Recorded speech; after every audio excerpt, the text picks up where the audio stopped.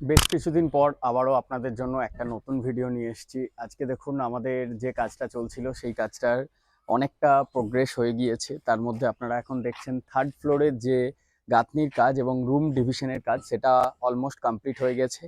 আমাদের প্রায় বুক হাইটের কিছুটা নিচু পর্যন্ত আমাদের যে রুমের যে ডিভাইড করে যে গাঁথনি সেটাও কমপ্লিট হয়ে গেছে দেখছেন।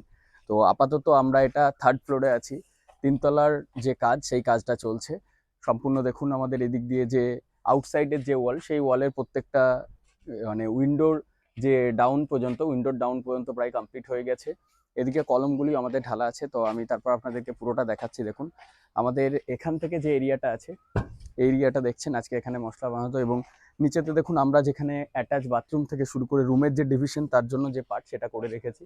আর অপরদিকে আমাদের যে ইট স্টোর করে নেওয়ার যে ব্যাপারগুলি সেগুলি এখানে চলা হচ্ছে। নিচে থেকে আমাদের যে ব্রিক্সগুলি সেগুলিকে ওপরে আগে স্টোর করে নেওয়া হচ্ছে, এরপর এগুলিকে এখন কিউরিং করার জন্য আজকে জল দেওয়া হবে, আবার কালকে যখন ব্যবহার করা হবে তার আগে পর্যন্ত দুবার তিনবার করে জল দিয়ে প্রথম থেকেই আপনারা ভিজিয়ে রাখবেন। কারণ দেখুন প্রচণ্ড হারে গ্রীষ্ম চলে এসছে, মানে যে টেম্পারেচার সেটা আমাদের প্রচণ্ডভাবে বেড়ে গিয়েছে। তো এখন কিন্তু কিউরিং প্রসেসটা খুব ইম্পর্টেন্ট। আমাদের এই গাঁথনিগুলো আগের দিন কমপ্লিট হয়েছে, সকালে এসে একবার জল দেওয়া হয়েছে, আবার এগুলিকে জল দেওয়ার যে কাজ সেটা কমপ্লিট করতে হবে।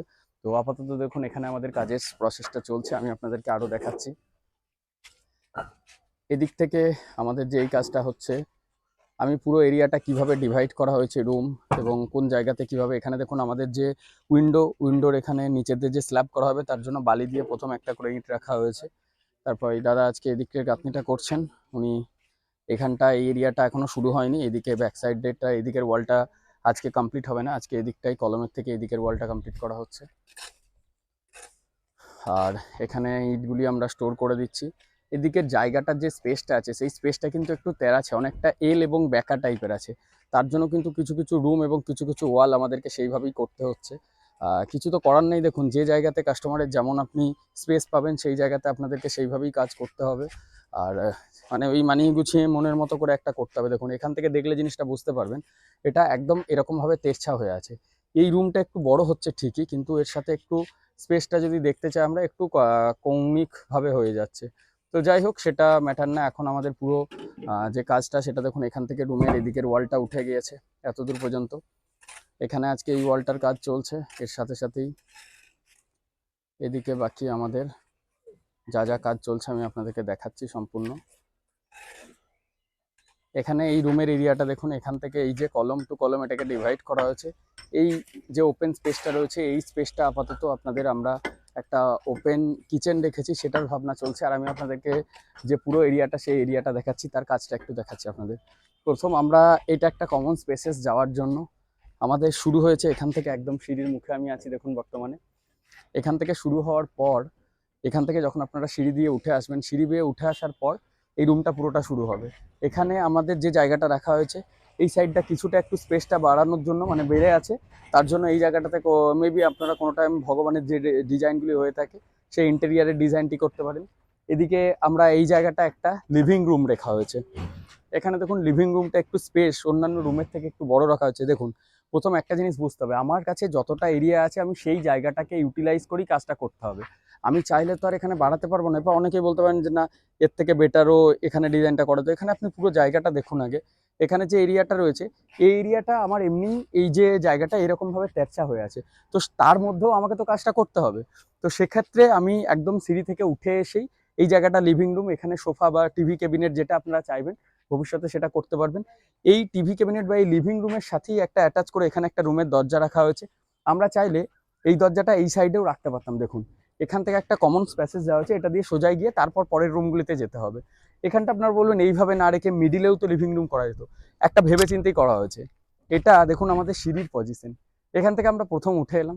প্রথম উঠে আসার পরেই প্রত্যেকটা বাইরে থেকে যখন আপনার কোনো গেস্ট আসবে কোনো কিছু, একদম রুমের ভেতরে গিয়ে লিভিং রুম হবে, একটা কেমন অড অড লাগছে না? তো তার জন্য আমরা একদম সিঁড়ি থেকে উঠেই এই জায়গাটাকে লিভিং রুমের স্পেস রাখা হয়েছে। লিভিং রুমে এখান থেকে বসার যে এরিয়াটা থাকবে রেস্ট রুম, দেন তারপর এখানে একটা বেডরুম আপনারা দেখুন।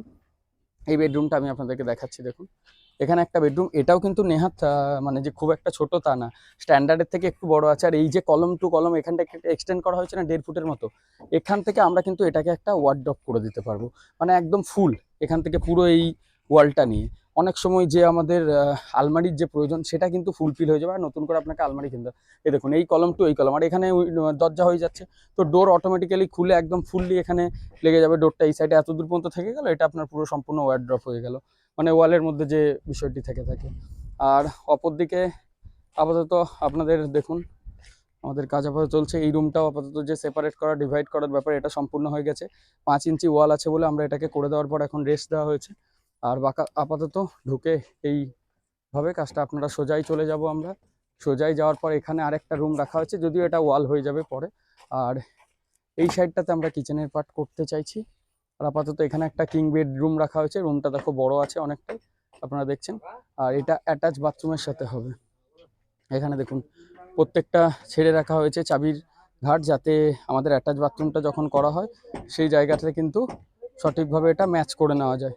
এখানে এটা অ্যাটাচ বাথরুম থাকছে, এখানে একটা কমন বাথরুম, এটা কমন বাথরুম। তো আপাতত যে কাজটা এতদূর পর্যন্ত এগিয়েছে, আপনাদের কেমন লাগলো ভিডিওটি অবশ্যই জানাবেন। আর ভিডিওটি ভালো লাগলে লাইক করে দিন, একটু শেয়ার করে দিন। আপনারা কোন লোকেশন থেকে, আপনারাও কি এই কাজের সাথে যুক্ত আছেন সেটা একটু অবশ্যই কিন্তু জানাবেন। তো চলুন, দেখা হবে আমাদের নতুন আরেকটু ভিডিওতে খুব শীঘ্রই। ভালো থাকবেন, সুস্থ থাকবেন সকলে, আর ভিডিওগুলি শেয়ার করে জানাবেন। ধন্যবাদ।